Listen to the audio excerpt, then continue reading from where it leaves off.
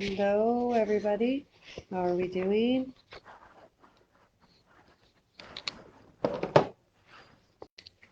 It's 7 here. Where I'm in Michigan. We're super cold. Apparently, the groundhog seen his shadow. Means 6 more weeks of winter, right?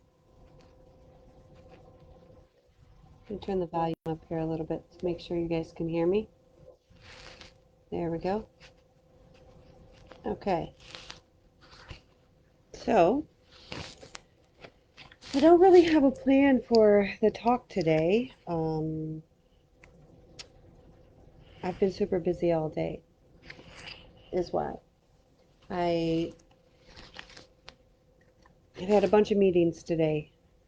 This will be like the third, fourth meeting already, so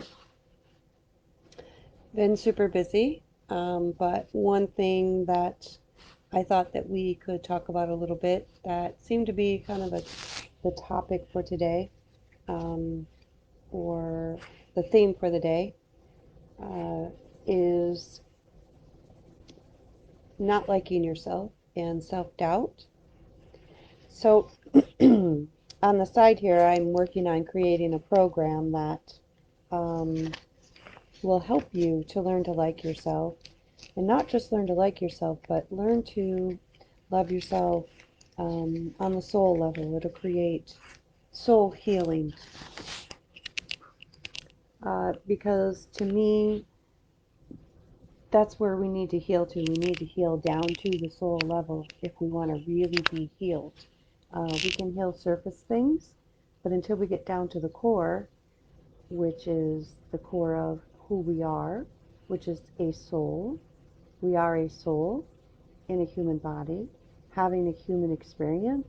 Until we heal down to that level, um, we're not really healed. And we will continue to have feelings of self doubt or lack of worth, lack of self esteem, negative thinking, lots of worries. Definitely, we will be concerned about what other people think of us if we don't learn who we are as souls, and that we have infinite worth. We have infinite worth, and it is simply because you are a soul. So, as I talk to people throughout the day, there tends to be a common theme. And uh, one client in particular that I was talking to has this problem where they continuously are looking outside of themselves for validation.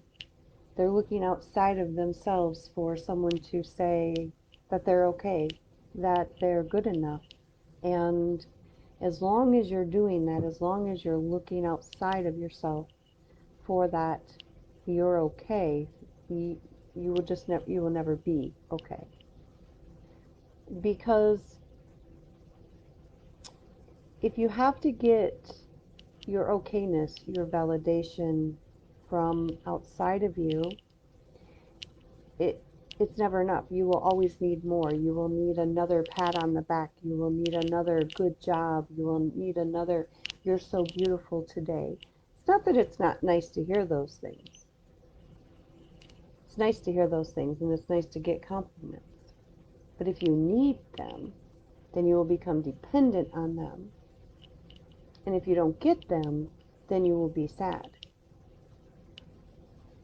So where I want to take you is learning that you don't need other people's approval. You don't need the teacher's approval, the job's approval.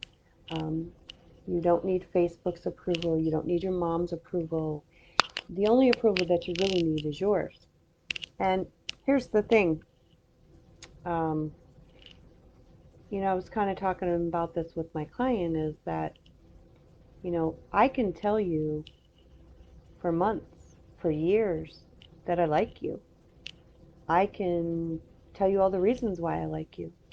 I can explain all your good points and characteristics.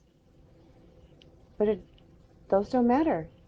If you don't like you, it literally doesn't matter what other people think. So it's kind of like, you know, what I've said where, like with your kids, like if you're a mom and you have kids and, you know, your kid comes up and says, oh, I'm so stupid. And you're like, no, you're not.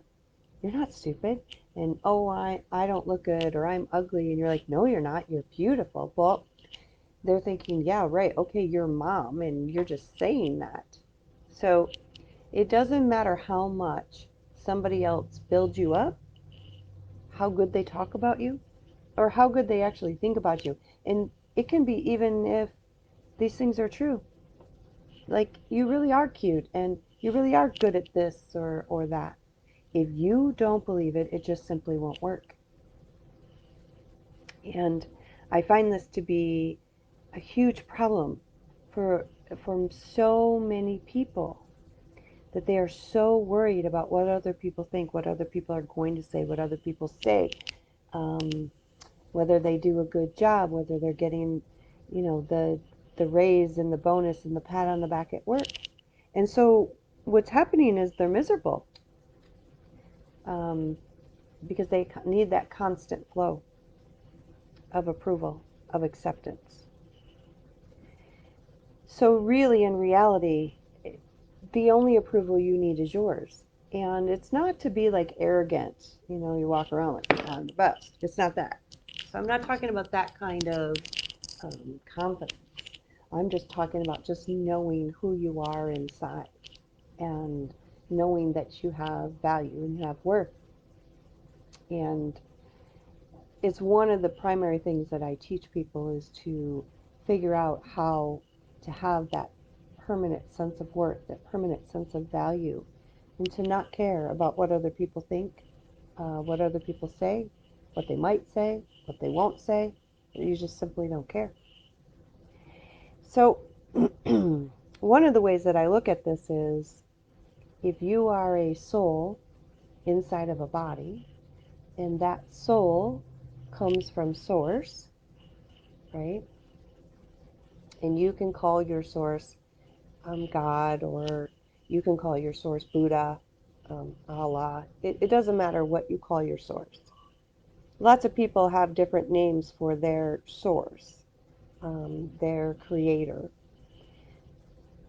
For me, I tend to call him God, but or call it God, but that's not really the important thing. So we don't want to get hung up on what you call your source or what is your source. What we want to realize is that we all come from the same source. All of us come from the same source. Okay? There's only one source. And let's say for even those of you who, um, you know, believe in like the heaven, hell, the God devil story. I'm not saying whether that's right or wrong. I'm just saying, let's say that you believe in those stories.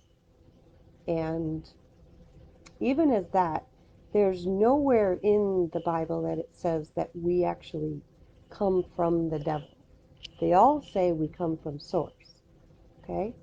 So you could, um, the way that the Bible projects this is that, you know, we all come from God. We all come from one source. And then the devil seeps in and takes you over and makes you do things that you shouldn't do. But if you realize, nowhere does it say that we don't all come from the same source. Okay? We all come from the same source. And to me, if we all come from the same source, then that means we are part of that source. Just like your mom and dad, right? You come from your mom and dad, and so part of them is within you. You are part of them. You're carrying part of them within you, within the DNA. So it kind of amazes me that we go through our life and yet we don't realize that we're part of God, even though that's where we came from. So it's kind of like, you know, you are part of your mom and dad, but you're going to walk around and say, I'm not part of them. I don't have part of their DNA in me. That's just not the way it is. It just amazes me that we do that. We are from God, we are from Source, so therefore we are we are it. That is it. That's what we are. That's in us. That's part of who we are. So that's the first thing to realize, is that you are part of God and that you're part of Source. And in you, your soul, that is the part that is connected to Source. That is the part um, that holds your true value, your true essence. And if you are part of God, you're part of Source, you're part of the Creator, that's what's in you, that's your soul that's in you, then you have to have worth. You have to have infinite worth. You have to be worthy.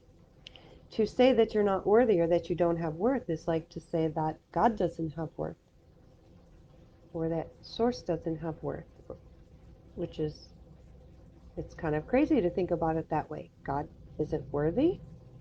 Well, if I am part of God and I am a child of God, then I must have worth. I must be worthy.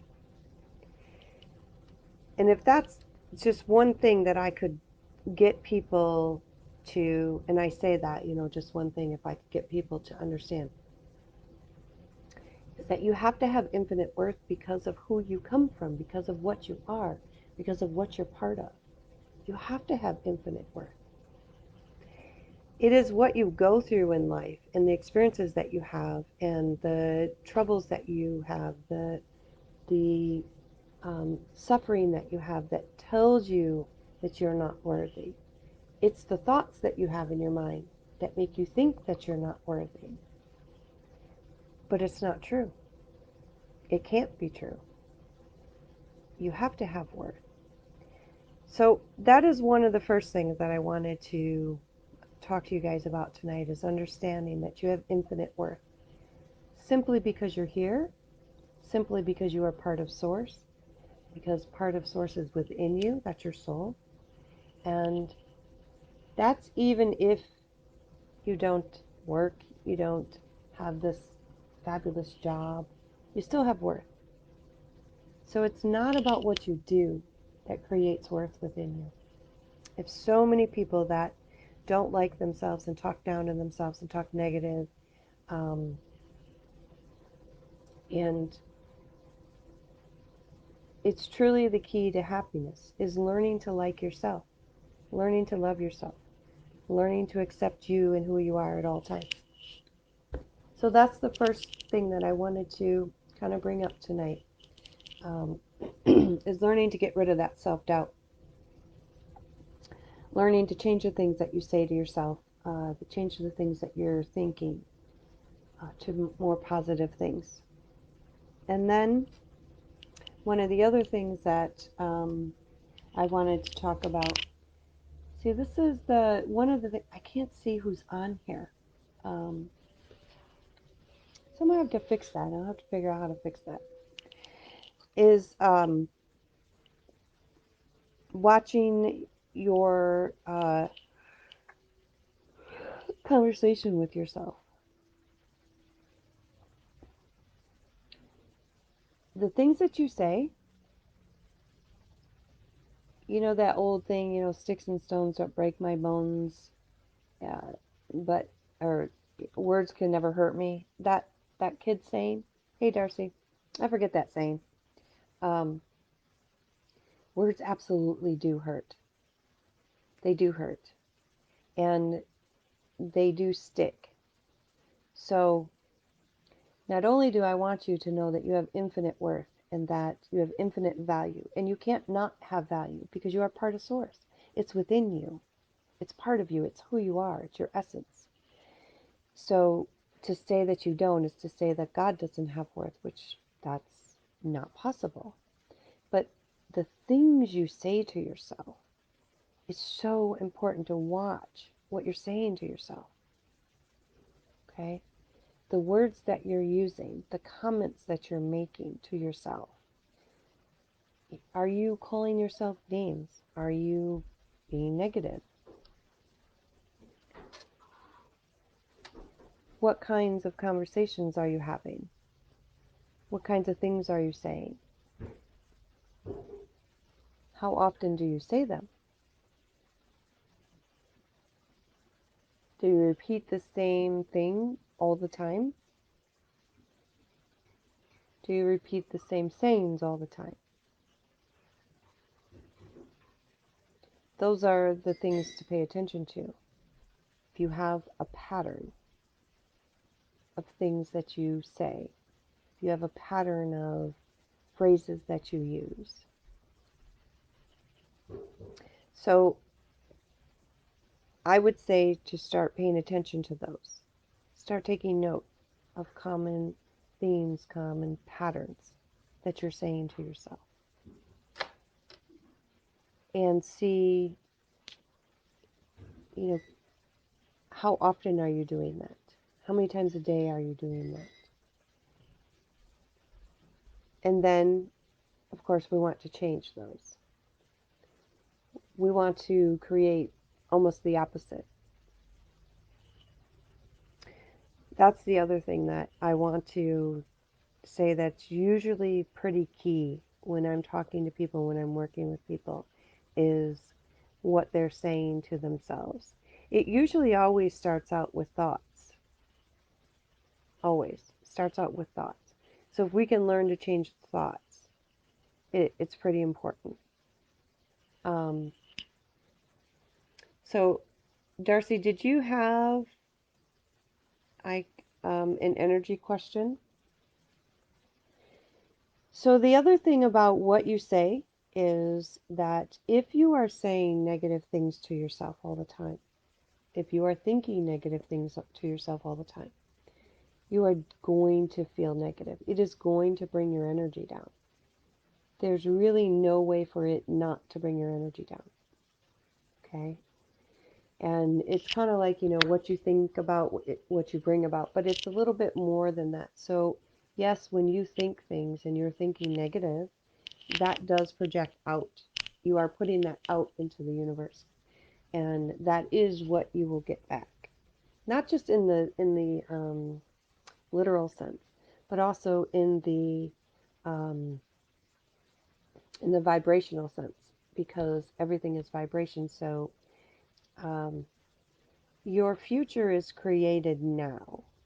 So what you're thinking about, what you're doing, is actually creating your future.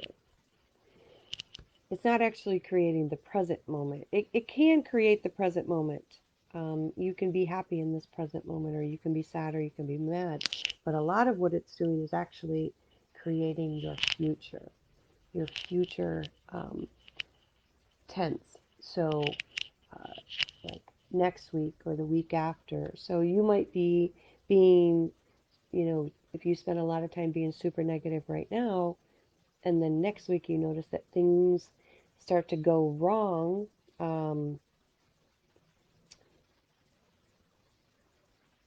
yes, how we talk to ourselves is very important. So, uh, what I want you to know about this is not only do your thoughts and what you're saying to yourself create your present moment and your present energy state, but it also is affecting the vibration you're sending out into the universe. And because the universe is a vibrational field, energy field, that is also creating next week. So you spent this whole week being negative, and then next week you're kind of in a good mood, but everything starts to fall apart. That's because you're creating your future now. So it's really important to be mindful of what you're creating with your mind and with your thoughts and with your energy, and to notice when you're doing all that negative thinking, negative talking, and to stop it. It's really important to do that, not just for currently, but for in the future. The other thing is, um,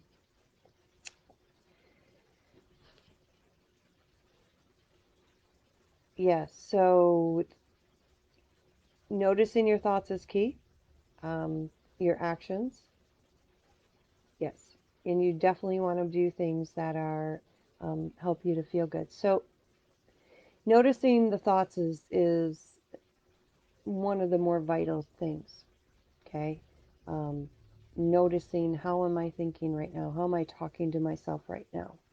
This is one of the bigger things that I work on with people is, how to change that pattern, how to do that.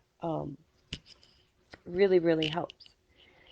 And then, we want to look at how does your current state of thinking affect your body?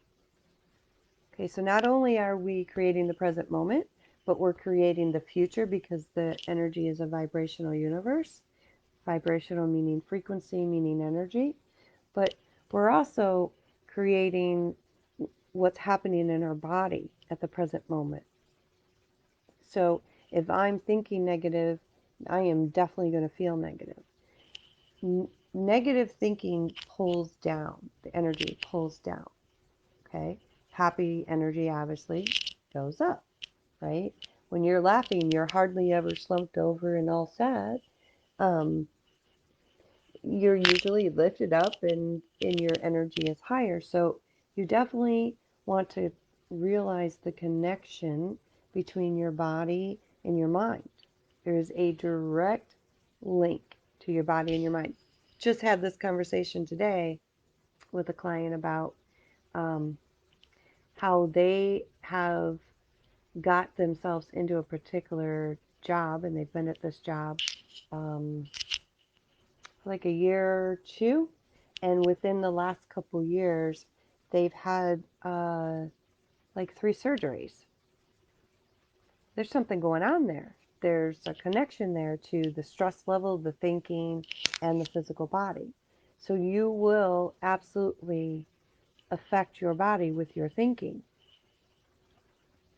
um, there are Whenever I have a client or myself with a like persistent physical issue that I can't seem to put my finger on, I can't seem to figure it out or have a reason for, one of the things I will do is I will go on Google and I will type in spiritual reasons for whatever illness. So spiritual reasons for losing eyesight. Like my eyes are getting bad. It's one because I'm getting old. Um, but losing eyesight is I'll look up the spiritual reason for it, and it's actually is not wanting to see the future, not wanting to see what's in front of you. Um, you can look up spiritual reasons for like back pain or low back pain. The reason for that is not feeling supported in your life, not having that support to back you up. Um, so there's a bunch of different things that it's really interesting if you look them up, how they coincide with your physical pain, where it's at, and the spiritual reason behind it. So those are some key things that I noticed today in my conversations was the self-doubt, the negative thinking, and then the direct connection between the body and the mind. Uh, because again, everything is energy, right? And we want to remember that everything is energy. So, um, the body is like 70% water, and water is a molecule. It's a H2O, which is what? These are elements. These are atoms. These are molecules, which take energy. So what is an atom? What is it made of? Well, we have protons, we have neutrons, we have electrons, which is what? Those are energy. They have a positive charge, a negative charge, or a neutral charge. It's all energy, okay? And we've actually have studies that have been done that have proven that thoughts are energy. Thoughts actually carry a certain energy frequency with them. And we can actually measure your thoughts. They're a thing. We don't think they're a thing, but they are. They're a form. They're a thing. and we can actually measure them. We now can actually measure them without even like hooking you up. We can measure the field, and we can measure thoughts. So thoughts can be measured in whether they're positive or negative. They can also be measured as far as how strong they are, the intensity of them. And what they found is that positive thoughts, oh, sorry, are actually 1,000 times stronger than negative thoughts. Okay, so if you have negative thoughts, it only takes a few positive thoughts to reverse that within your mind, within your body, within the energy field. But it, if you keep doing the negative thoughts, it does affect you.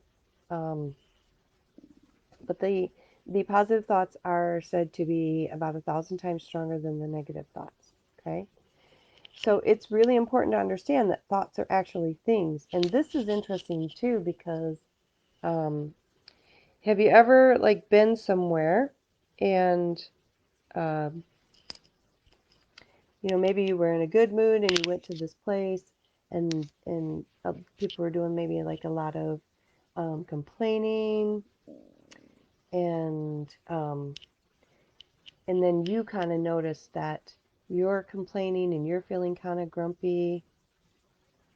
So because thoughts are energy, there is this idea that we have a collective field out there, not just our own energy field, not just our own thoughts, but there are collective thoughts out in the universe.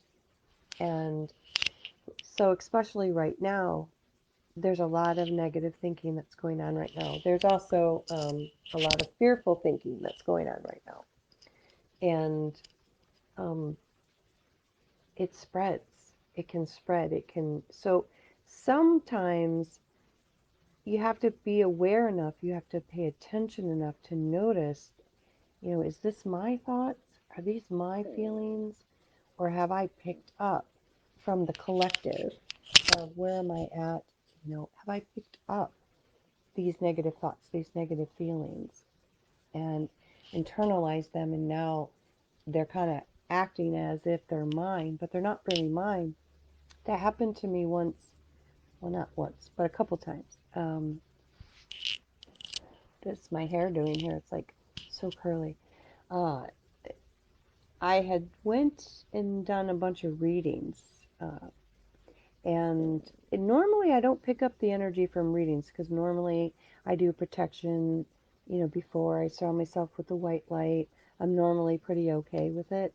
um but this one particular time I do remember, um one of the people that I read, I had definitely picked up their energy, and it was not a good energy. It was a negative energy.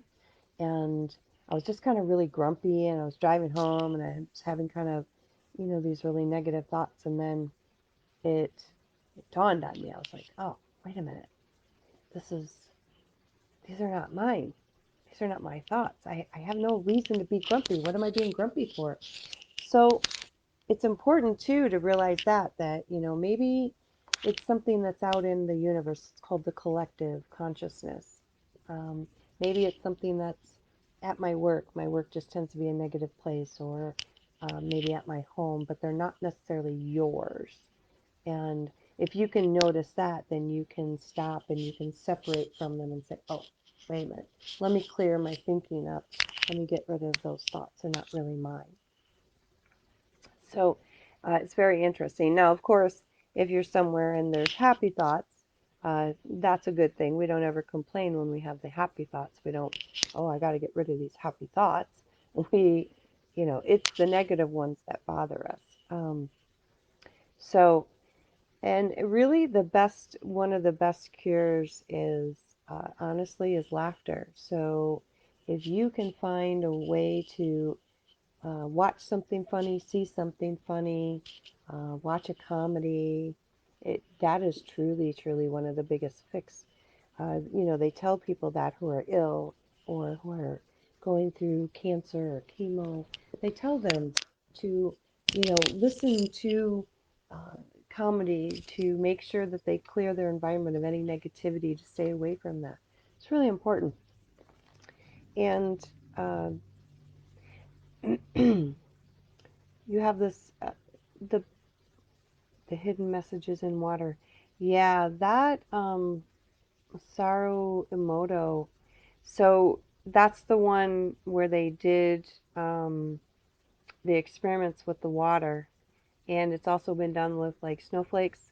It's been done with food, where they put water or food. It's been done with rice, and they put it in like glass jars, and they bless it. So they have these different jars. So you take one jar and you bless it, and another jar, and you could either do nothing with it, um, and then have another one, and you would tell it all mean things and negative things.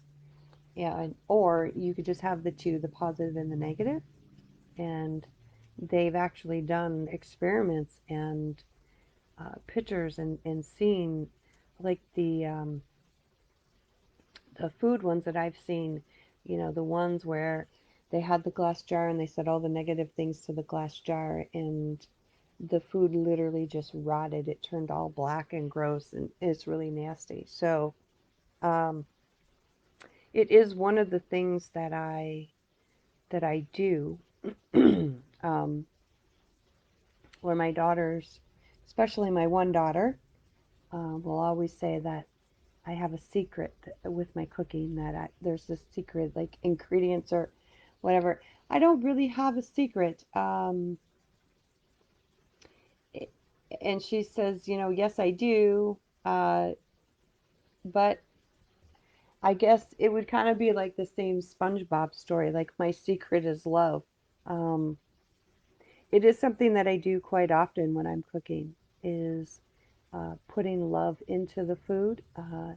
I'm trained in a couple different healing energies, and there's actually a symbol that you can put into the food that I make, and I do it almost every time I put it into the food I make. It's like a healing symbol, and it's a symbol of God and of oneness and of love. And I don't know, I think it works. Of course, my one daughter is convinced that it works. So uh, the blessing of the food, of the water, yes, it's actually pretty amazing. Um, yeah, Darcy, it is pretty. It's pretty. I should look up. We should look up some of those and put those in the group of um, that Emoto's experiment, where he blessed things, and the difference between. There was a group recently that just did it with rice. So they had one. They made some rice, and they had one jar um, that they put rice in. It, they did cook the rice. I believe they cooked the rice. And of course, that jar they blessed, and they would go to it each day, and they would say, I love you, and you're worthy, and you're great. And then they had another jar that was the hate jar, and they would just say bad things to it. And it was nasty. The jar where they said the bad things, it was really nasty. It turned all black and all kinds of stuff. So that again is just more proof of, the thoughts that you're thinking and the words that you're saying to yourself are so, so vital. The conversation that you are having with yourself is the most important conversation you will ever have. You have to be careful of what you're saying to yourself. You really have to be careful of that. You have to watch what you're saying. There's a guy, his name is Michael Singer, and I was reading his book, and the way that he describes things is amazing. But he says in his book, he said, did you ever notice that the mind don't shut up? And I was like, yeah. He says, in basically paraphrasing here, what he says is, you're walking down the hallway and in your house, and you're just walking, but your mind is constantly talking. It's constantly like, oh, what is that? And where am I going? And why is that shirt there? And oh, there's a nick on the door. And it literally never shuts up. It just continuously talking, talking, talking. And he says what it's doing is it's narrating your life for you. And it's trying to make sure that everything is okay, that everything's the same so that you feel safe. And it's like a protection mechanism. So you do notice when there's a shirt on the floor. You do notice when there's a nick in the wall that wasn't there before. You're noticing all these subtle differences. And it's actually a protection mechanism. The problem is that the mind never shuts up. It never stops doing that. So it's a constant thing. The mind is constantly talking and chattering, and just like with the jars of rice, we want to make sure that what we're putting into the body is of the right frequency, is of the right tone. Okay? So if we're always thinking negative, that's the same thing as that rice in the jar. That's what we're putting into our body all the time.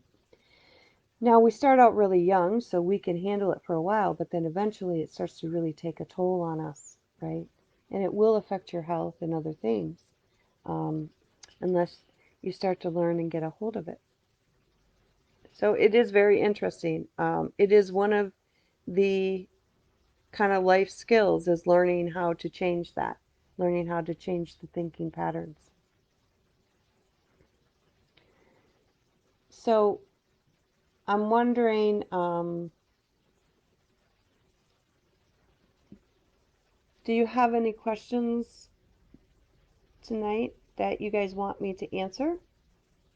Or do you want me to just keep talking? I can just keep talking if you want me to. This is the, it's especially true when it comes to like children, what you're saying to your children. I think that the generation after me, I mean, my generation, we're pretty mindful we're becoming very mindful of this, um, of what we're saying to children and how we're saying it to them. And I think the generation after me is going to become even more mindful, uh, which I think is going to really change our children. It's really going to change um, how they feel about themselves and uh, how they treat themselves in the future. I'm hoping. That's what I'm hoping to see. I do see a difference between my generation and the one after me. And my hope is that humanity will continue to do that. We'll continue to grow. We'll continue to learn to change the things we say, the way we say them, how we say them. And if you're looking at the frequency of everything, everything's a frequency, everything's connected. If we're doing that worldwide, we're learning to not only not talk to ourselves negative, but to our children, then we have no choice but to be better. We will be better. Um, we will heal, and life will be much more pleasant in the future. That is my hope, and that's my goal. And I do see us moving towards that way, despite everything that's going on today in the world. Despite all the negativity and all the bad things that are being said and all the slander and all the changes, I still think that we're going to end up in a better spot at some point. So I hope that this information is helpful to you. Let's see.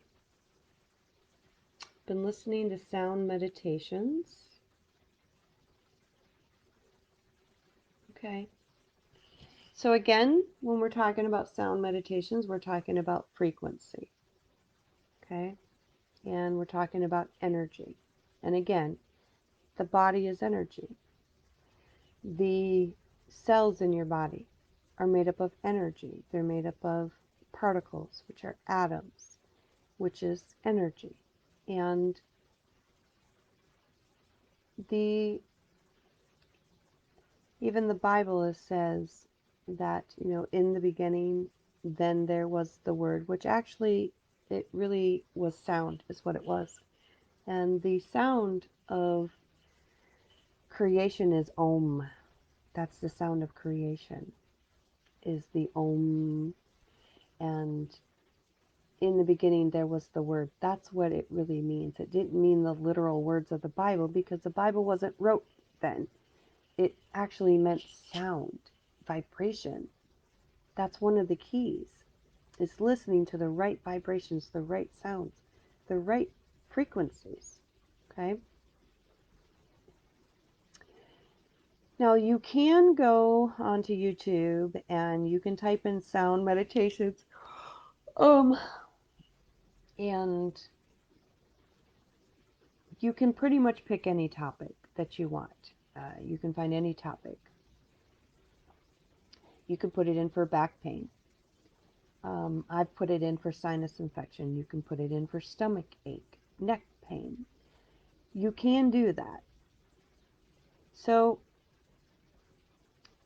it really depends on what you want to heal or to work on at that time. So if you're looking at any type of physical pain, then you type in sound meditation physical pain. You can use just meditation, but again, with the meditation, you're going to get the words. I don't particularly care for the words. Um, there are a few people that I listen to that I do listen to their words. I do like their words, um, but it's not very many. Usually I like to allow my mind to do its own work. Now, Einstein said this, that the key is imagination. That is the key to growing spiritually, to connecting to your angels, to connecting to your guides, to all of that is it's imagination is what we use, especially in the beginning. So, like if you wanted to connect to angels, we would ask you to do a meditation. And we would ask you to invoke your imagination, to imagine being in a field, imagine walking down a path, imagine an angel coming up to you. That's all imagination. It doesn't always stay imagination because we do get some real like pictures, or we get a real feeling, or we feel something brush our arm, or we get goosebumps. So it doesn't stay there. I don't want you to think that it stays there, but um, I like the sound meditation because then I can invoke my own imagination. I can invoke my own imagery. Um, that's one of the reasons why I like the sound.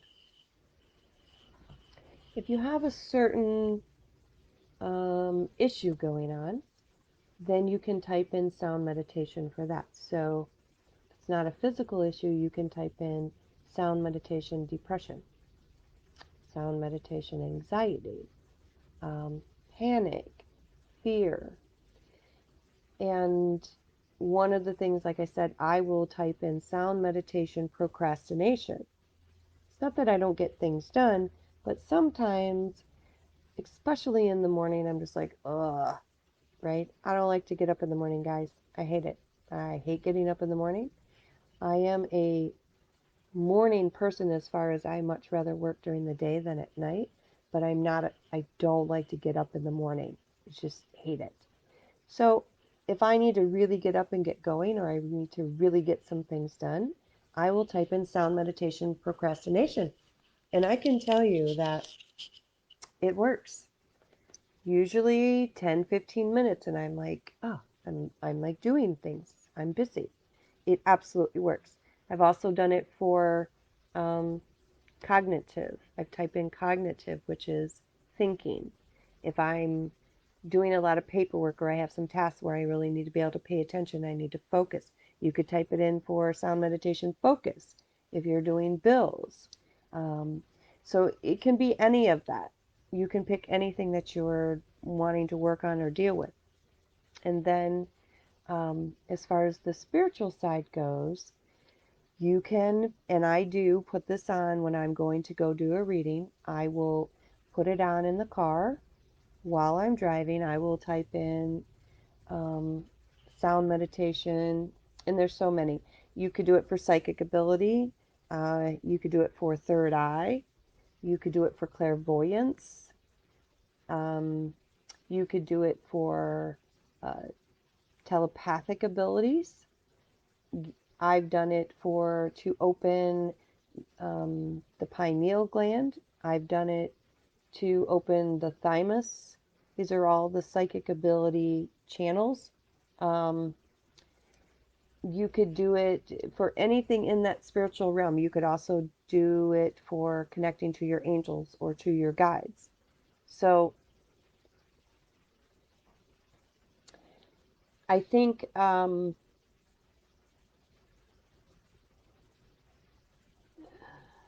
yes. Okay.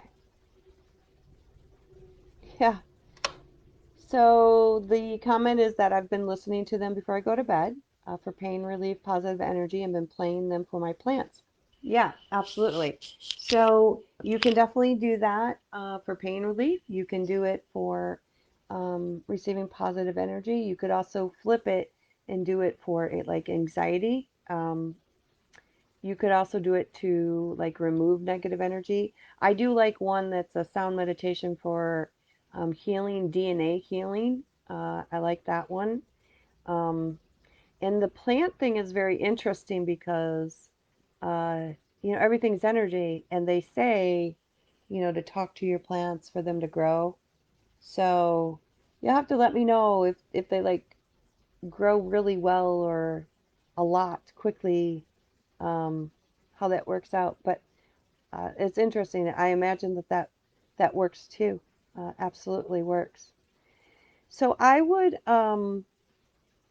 probably do the removing the negative energy, the pain relief, body healing, but I would also um, maybe do some for like connecting to your spirit, connecting to your soul. And then, of course, it has to be, what matches you. There's different sounds. Like a lot of them use binaural beats. That's what they're using. That's a certain frequency that they're using. Um, what we want to do is we want to get into theta state. And again, theta is a relaxed but awake state. Okay. We're not quite asleep, but we're not fully running around awake like we are during the day. And again, that theta state, though, is that programming state. That's where we can actually get to the mind and we can program the mind. Um, we can reprogram the mind. And the more that you do that, the more that you will program the mind. So the mind likes to run off of certain pathways. If you can imagine a path in the woods, the mind likes to run uh, down this certain path. And it's kind of the same as like if you were to go into the woods, um, you know, you would pick a path that already looked like it was open. You wouldn't necessarily go make your own path, right? Because to make your own path, it's kind of difficult. Um, there might be branches sticking up or leaves sticking out. So you're going to go down the path that's already kind of worn down. Well, the brain likes to do the same thing. It likes to go down the path that's already well worn down. And so the more that you do it, the more that you create a deeper path. Okay, and the brain will always go to the brain likes to take the quickest route, right? So when you're in theta state, you are in programming state, and if you're trying to learn a new skill or do a new thing, then what you're doing is you're creating a new path. The more that you use that, the more the brain will use it because the brain likes to be lazy. The brain likes to do the quickest thing. The brain doesn't always like to do the difficult things. So that will absolutely work. Um, those are things. Now, if I want to do some work where I want to meet a guide or an angel or a spirit, those are the ones that I might find one that has the words. And I have done that and I've got some amazing results uh, from some of them. Of course, it has to match with you. You have to like one, you have to like the sound. Two, you have to like the person, and also you have to like the person's voice. Um, but the ones for the guides, I do kind of like that. The words maybe a little bit more. The psychic ability, though, you can just listen to sound, and it will open up. Um, it'll open up. You can also listen to one for decalcifying the pineal gland. That's another one that works really well. So keep trying them and keep doing them. They definitely work. And, keep in your mind throughout the day that everything is energy, and everything that you think and everything that you do is creating a certain energy, a certain tone for you, not just you, but for others. That if you want to feel well and be well, we got to be mindful of what we're thinking. Now, one of my spiritual teachers doesn't like the word mindful because it presents as though your mind is full. We don't want that. So they use the word awareness. It's the same thing, being aware, being mindful, being conscious of what you're thinking, what you're doing, what you're saying. Okay? All right, guys. I'm going to get off of here today. So I hope that this has helped you. I hope that you guys have a great night. Like I said, I've had a bunch of meetings today. It's kind of been um, a long day and a long night. And and then I will be back next week, and we will pick a new topic, um, something that we can talk about, something that you guys can learn. And Darcy, I am looking into that, um, making that meditation for you. I haven't forgot about you, and I haven't forgot about that meditation. You're welcome. All right. Thank you guys. Have a good night. We'll talk to you soon.